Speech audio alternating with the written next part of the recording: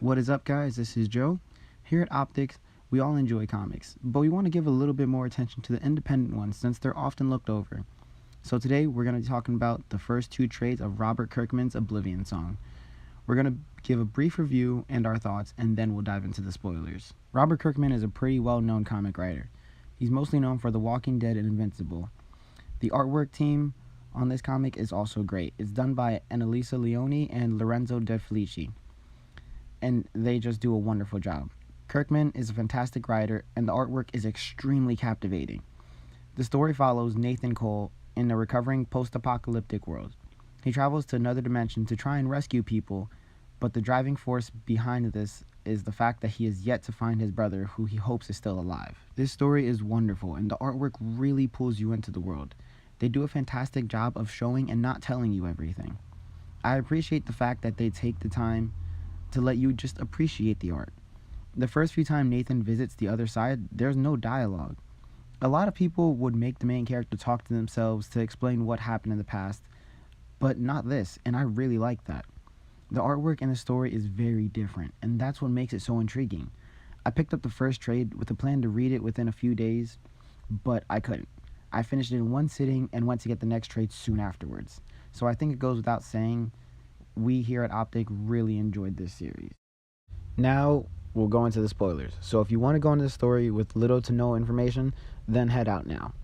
I know I've said this numerous times, and I cannot say it enough. The artwork is amazing, and it really helps tell this story.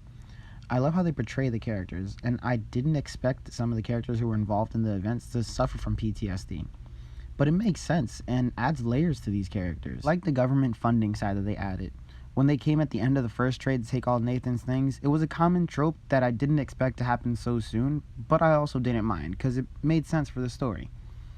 The only really obvious things that I saw coming was Ed being alive and a major part of the ones living on the other side. And I find it interesting that he did decide to basically just give up on the real world. I like how this character changed so drastically from being on the other side. I really enjoyed how they explained the way the incident happened. I kind of had a feeling that Nathan would be somewhat involved, but I did not expect him to be the main reason. It shows that his reasons for being borderline obsessed with the other side was not just about his brother. I also really enjoyed that they showed humanity for what it is. Some good, but there's also bad too. Seeing Ed be standoffish about the real world and then seeing everything he was nervous about be even worse was interesting. It really helps you see both sides. For the most part, I actually had a hard time thinking which side would be better. I liked Ed a lot, until he set off the machine. I understood his ideas, but his actions are pretty extreme. However, it does make me wonder how it's going to affect these characters in a long run. Also, after dealing with another incident, it became clear that everyone's PTSD was worse.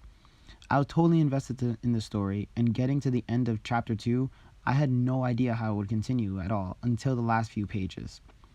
I was so into the story that I actually forgot about the Faceless Man.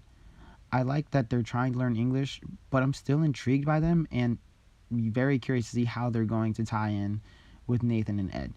I can't wait for the next trade. The writing and artwork are phenomenal and help improve the story even more, and we highly recommend it. Well, that's our thoughts on the first two trades of Oblivion Song. Let us know in the comments below what you guys think about it, and feel free to suggest things for us to review and discuss. Also, don't forget to follow us on social media. We're on Instagram and Twitter. Also, don't forget to like and subscribe, guys. See you guys next week, and thanks for watching.